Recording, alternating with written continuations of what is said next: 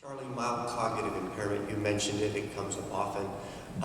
If someone is diagnosed, the doctor's told them that that's their clinical diagnosis, are they necessarily going to progress to Alzheimer's disease?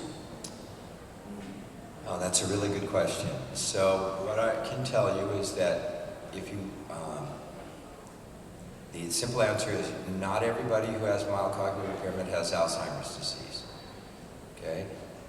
When you have mild cognitive impairment, there are many more reasons than a dementia, so that it gets even more complicated.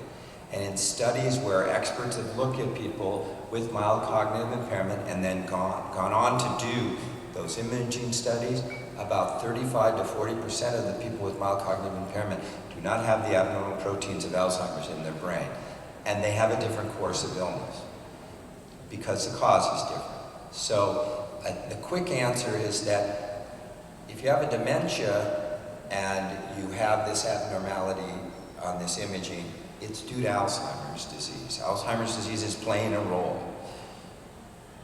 If you have only mild cognitive impairment and you don't have this, and you don't have this, then you can say that Alzheimer's disease is probably not playing a role. And so it tells us a lot about where you are, and about two out of three people who come in with mild cognitive impairment are going to go on to develop the Alzheimer's dementia. That means 1 out of 3, or even slightly higher, are not. And so that will change in how you take care of these individuals. And it's important that we identify them.